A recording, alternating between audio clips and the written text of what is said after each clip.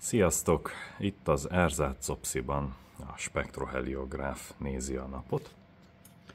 Az újdonság, ami az előző videóimban nem volt fenn, az épp itt kiszaladt napocska.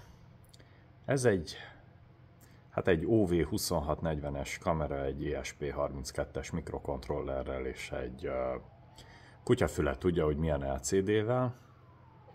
Összeszerelve modulként jön, fene meg forraszt ilyesmit, hát mikroszkóp alatt kéne csinálni. És mit látunk? Jön a napkorong befelé, ahogy a spektroheliográf szkennel.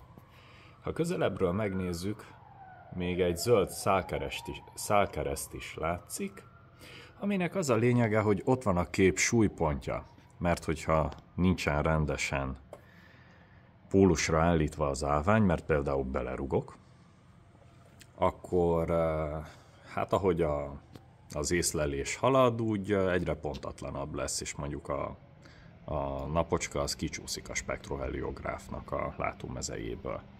Ami abból áll, hogy mondjuk lemarad az egyik pólus. Na most, amit itt látunk, az az, hogy két szkennelés között, ugye ott van a szálkereszt, azt ti most nem biztos, hogy halljátok, de a stepper az korrigál. És visszateszi középre, és a következő szkennelésnél látszik, hogy a nap megint kimegy, és megint szkennel. És nézzük meg, hogy is néz ki egy ilyen hélium felvétel.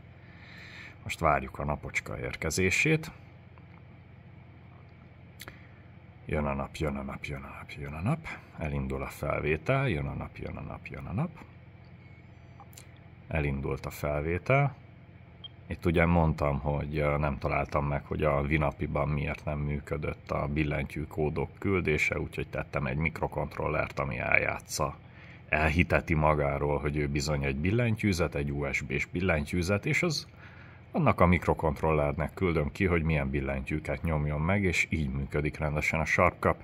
Tényleg nem tudom, hogy miért nem megy Winapin keresztül, de hát ez van. Akkor leszkenneltük a vas és a hidrogén hélium vonalát, és akkor nézzük csak, hogy milyen korrekciót kell alkalmazni. Hát ezért egy kicsit el van csúszva.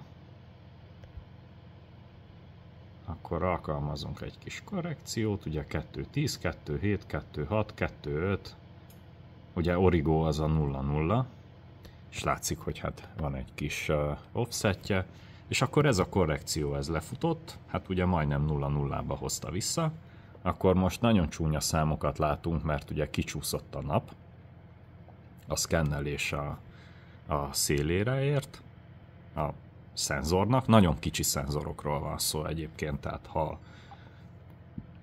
ha így ide teszem a kis ujjam körmét, akkor ez nem a szenzor mérete, hanem a teljes kameratest, majdnem kábelestől, mindenestől, és a szenzor, hát az nem is tudom, ha megvan 2 mm.